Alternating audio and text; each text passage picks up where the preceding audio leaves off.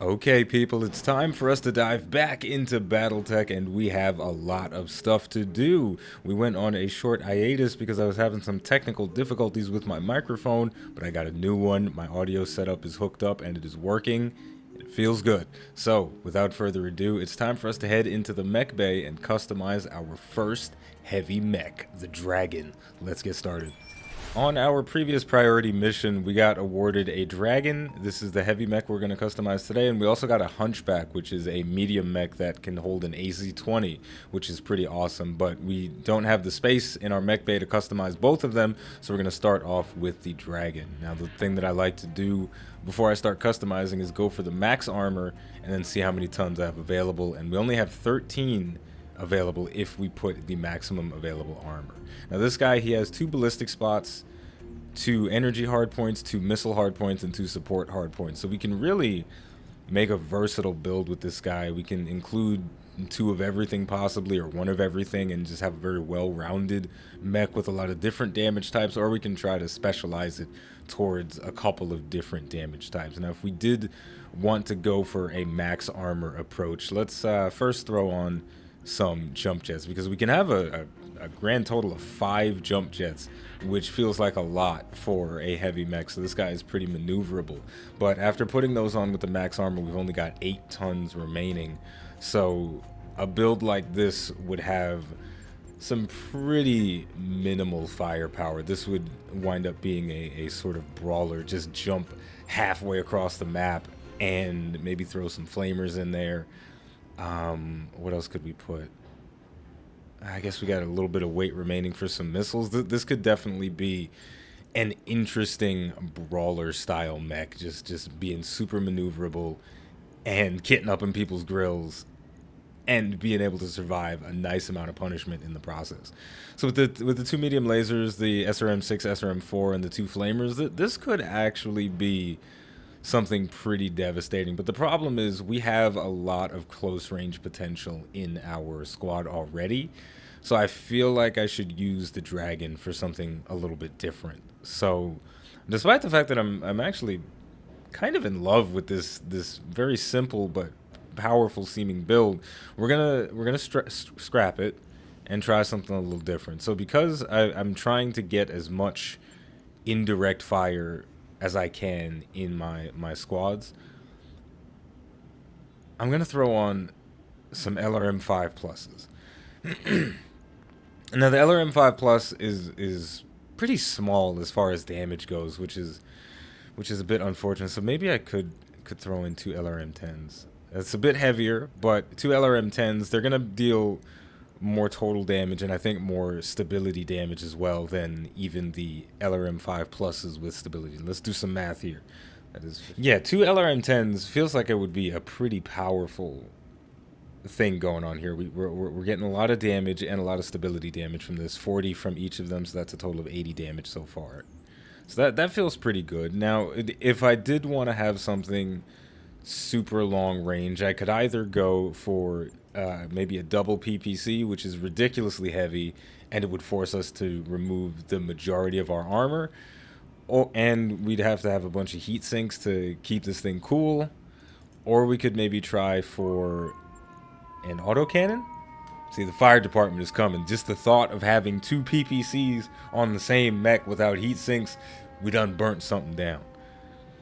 Now, this is pretty interesting. What we could also do is slap on an AC-10. All of my mechs up to this point have been using AC-2s and AC-5s. The AC-10 is still a pretty decent ranged weapon, but it packs a huge punch. This one has +5 damage on it, bringing it to a total of 65.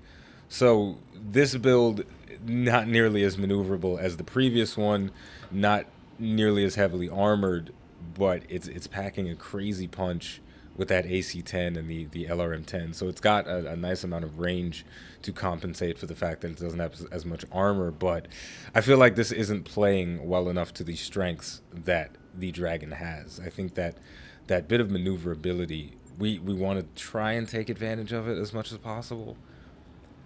So maybe if we go with something a little bit smaller, maybe we've got 2 ballistic hardpoints we can play with, so maybe 2 AC-2s with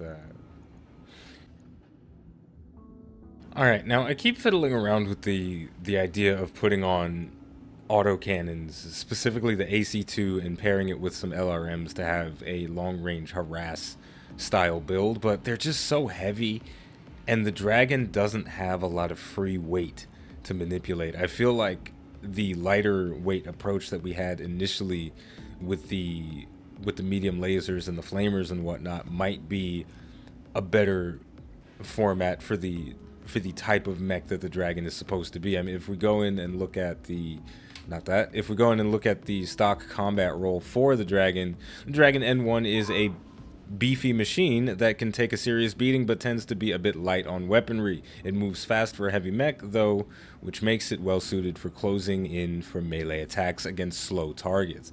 So all of that, it fits in perfectly with what we did with the flamers. So maybe I'm trying to push this thing too far in a direction that it's not really designed for. But it just seems like it would be so cool to have this long-ranged sort of juggernaut. But I feel like I shouldn't try to force it. So why don't we go back to that original build that we had, because it seemed like that could have a huge potential to dump truck on enemies. And I haven't made use of flamers at all in my playthrough so far, and I can only imagine the devastation they'll cause if you can get in there and close that gap. But what I'll do is, because we're gonna have a lot of free weight available, instead of going for the 5 jump jets, I'll trim it down a little bit and maybe go with let's say 3 for now, and see if I can fit 2 LRM-10s, because if we have this hybrid of long range and close range, then I think we're in a very good spot if we can do something like that. So with this, maybe I can fit a 4th jump jet. Let's see. So with this, we've got LRM 20, medium laser ×2, flamer ×2, and we're 5 tons overweight, so we'd have to shave off a decent amount of armor. But just from the automatic allocation, we're still in the hundreds in the torso area. The arms are a little bit squishy, but overall there's not too much on the arms that we have to worry about. So I think this build could work. Now, if we wanted to go full armor, we could swap the LRM-10 for double LRM-5s, but that would significantly reduce our firepower from range. But maybe I need to not worry about that as much. All right, I think I got struck with a little bit of genius here in trying to keep the Dragon as close as possible to its intended role.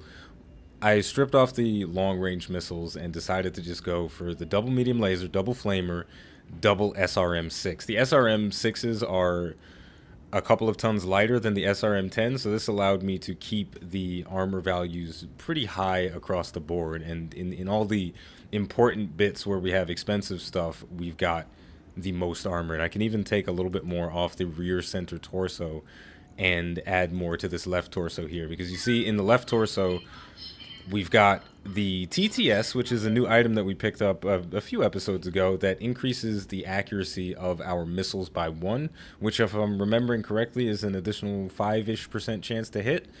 And we've got the Flamer Plus, which is dealing an additional 5 points of damage. So we've got a lot of expensive stuff in that left torso, so we want to keep it as armored as possible. But overall, I think this build is going to prove itself to be super effective at either getting into the back lines and harassing people, or just straight up marching across the battlefield and taking names in the process. So I think I'm really happy with this. I'm excited to test it out. So we're definitely going to test it out today. I think I have an easy contract mission we can do to put this thing through its paces. So let's go ahead and click confirm. It's going to take 18 days to fix it up, but I'm not worried about that, because we've currently got 1.7 million credits in the bank, and our next financial report is in 13 days. I feel comfortable just sitting around in dry dock or in space dock or whatever for 18 days until the Dragon is ready, so we can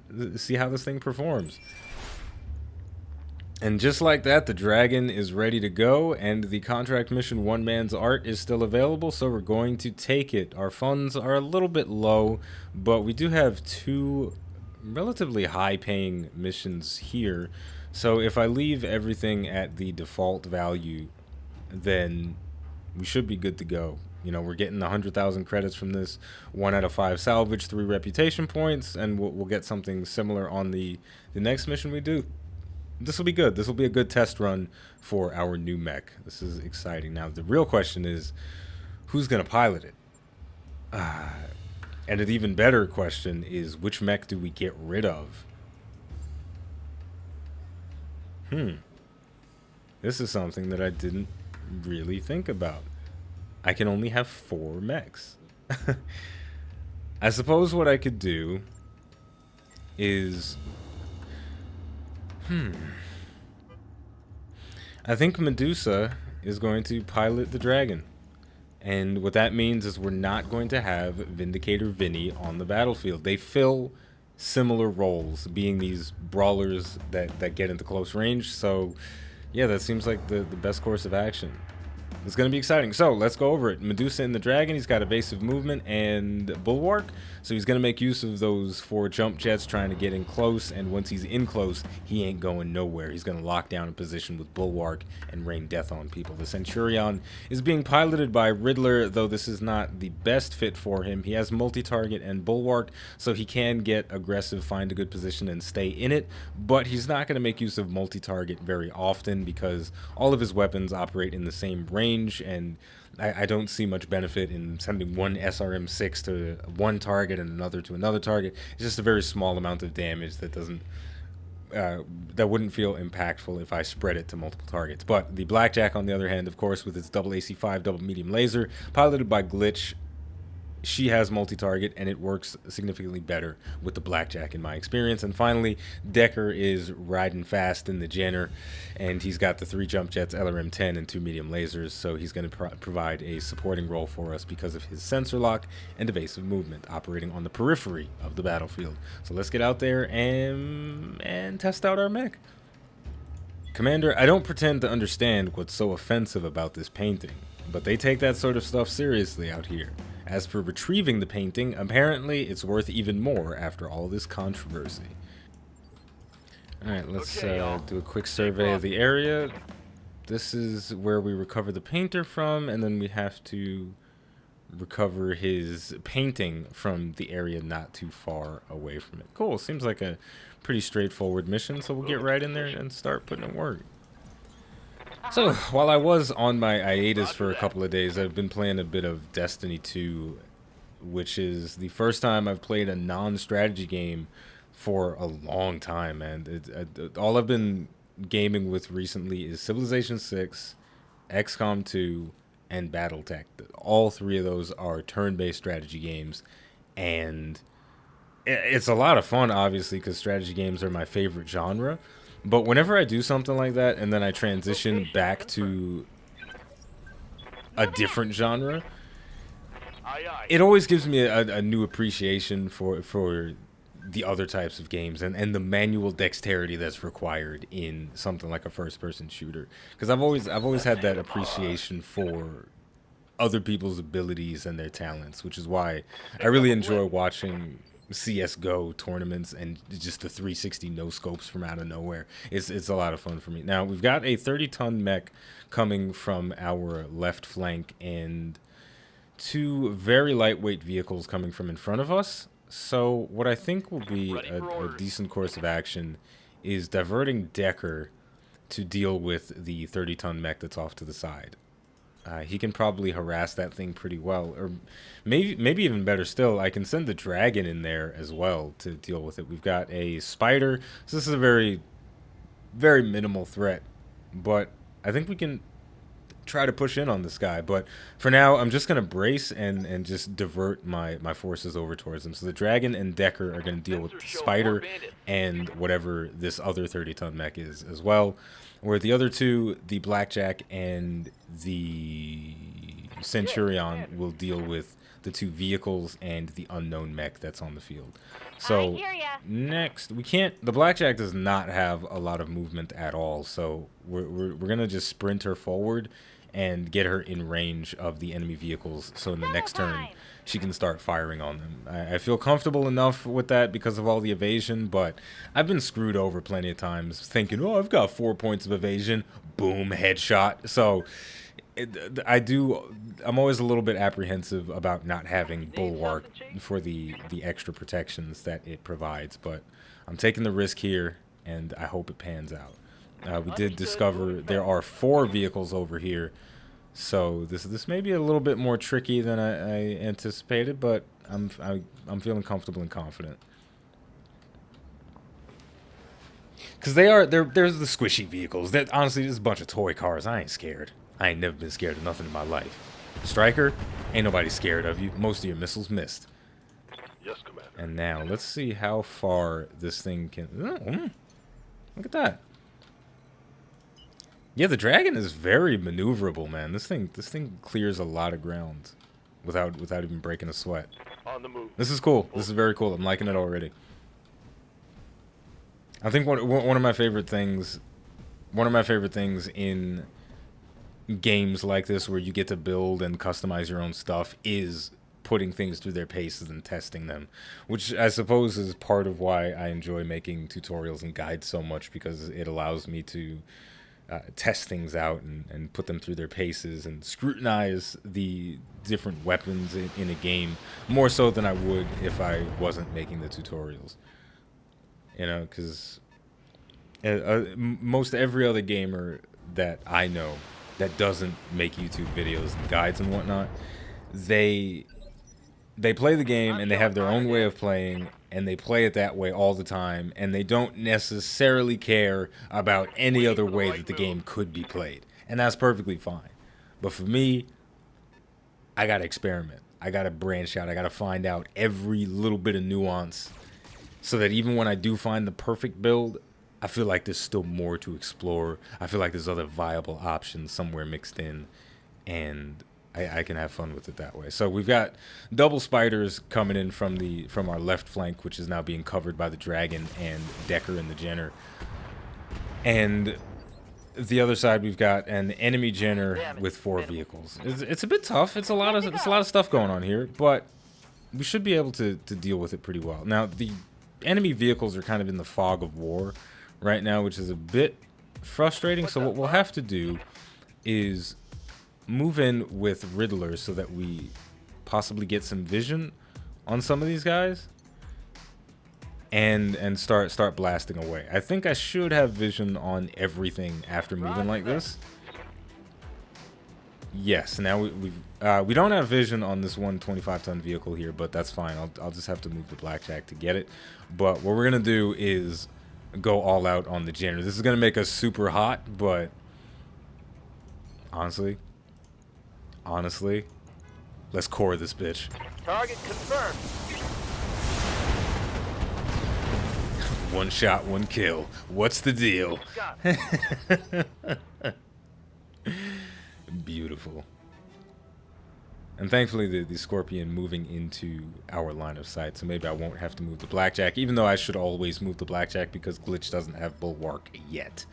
So let's see. What can I do for you? I'll deal with her next. And you know what? Just like this, we're seeing a perfect example as to why multi-target is so fantastic on our blackjack build. So we've got the target A and target Bravo.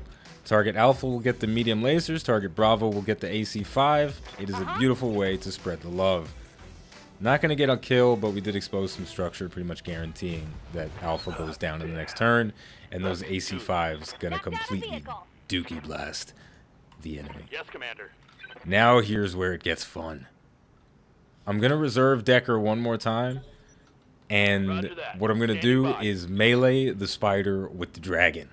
I'm pretty sure dragons are stronger in every way than spiders, both in the mystical realm, in the BattleTech realm. Just there's no debate to be had there. And we took a head injury, which means our reduced medical supplies are going to be put to work. So the punch is going to come out, and this is going to shred off 2 points of evasion unless we outright kill him. because the punch is going to take off one, and then the flamer is going to take off one. So let's do it. Location confirmed. Look at that, just completely destroyed his arm. -1 evasion. The flamers come out. Minus another one. Beautiful. So it's a little bit unfortunate that the Spider isn't a mech that uses a lot of heat generating weapons. It only has 2 medium lasers. But if the situation were a little bit different, if there was if the Spider were a hunchback with 10 or 15 lasers or whatever, then that melee attack that we just did would have been even more detrimental to him.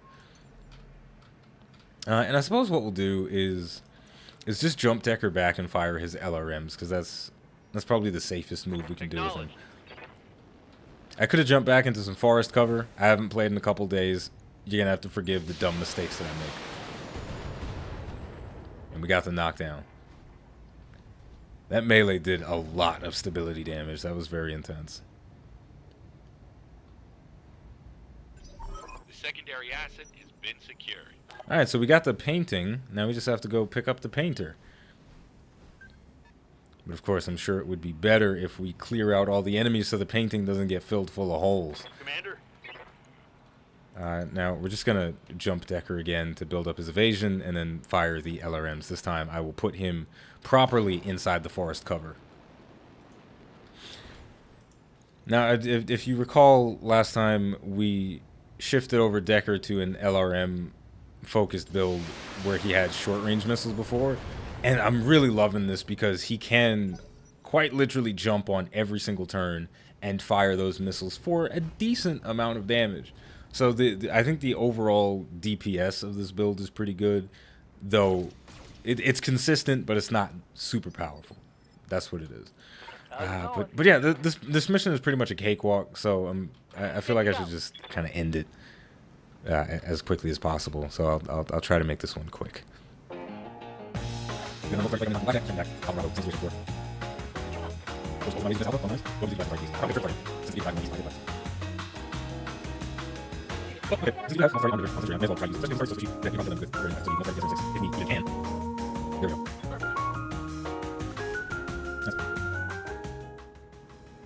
I did something wrong there. I should have focused the brunt of my firepower on the striker that didn't make its move, so I wouldn't have taken any unnecessary fire. But it is what it is. I accept my mistake for whatever. Sure, I'll death from above on the Spider for no reason. From above. Ridiculous. Honestly, the coolness factor in that was totally worth it. How'd that taste? I did damage my legs a bit. Quite a bit, actually. I lost all the armor and they took 5 damage. But, I mean, come on. That was cool.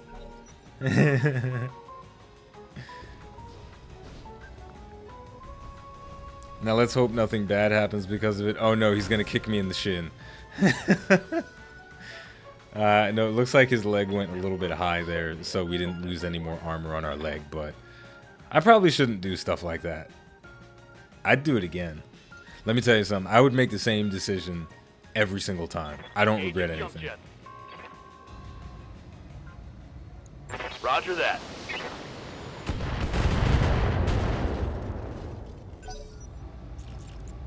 Firing on target.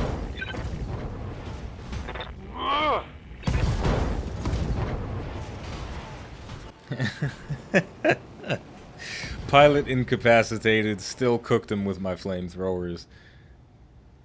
Hostile eliminated. I feel like I should rename the dragon the crematorium or something. Just some sort of crazy name related to fire. I love it. I think we put this thing through a pretty decent test run, and it's working very well. I'm actually quite happy with the way it's performing. I imagine it'll be a little bit tougher depending on the mission. If we get heavier mechs, stronger mechs to go up against, it probably won't be as easy to just run around punch drunk the whole time. But overall, I think we did a good job, and it's durable enough that I don't imagine we'd have too many problems. Like, the only reason we took any damage is because I'm an asshole and I death from above. So, yeah, I'm happy with this mech. I'm very happy with it. Moving out. Got it. And just like that, we rescued the painter. Or better yet, we're in the process of rescuing. We're telling him, get your ass out here and get in somebody's mech so we can ride you home. And there we go. Sumire going to bring the car around. And we finished up the mission. So that was solid. It was an easy one. It was a nice test. Felt good about it. And yeah, we're going to move on to the next mission. There was, I believe, a 2.5-star contract that we could take. So that is bound to be a much more realistic challenge and a better indicator of the capabilities of our dragon build. So with all of that, we did not get any good loot. So that's disappointing. But I'll take an SRM-6, click confirm. The rest of it, it's whatever. We've got plenty of guns. We don't really need any of that. All we really want at this point is high quality stuff. So we're going to take a little break. And when we come back, we're going to dive into a very difficult mission, 2.5 stars. So as always, the name of the game is BattleTech. The name of the channel is iBluairJgR. If you enjoyed this, if you enjoyed this video, don't forget to like, subscribe, and leave a comment. Let me know what you think of my dragon build. Do you think it's going to be just as powerful as it was today, even against stronger mechs, or do you think it's going to fall short when fighting a medium or heavy or even an assault type lance? Thank you for watching, and I'll see you next time.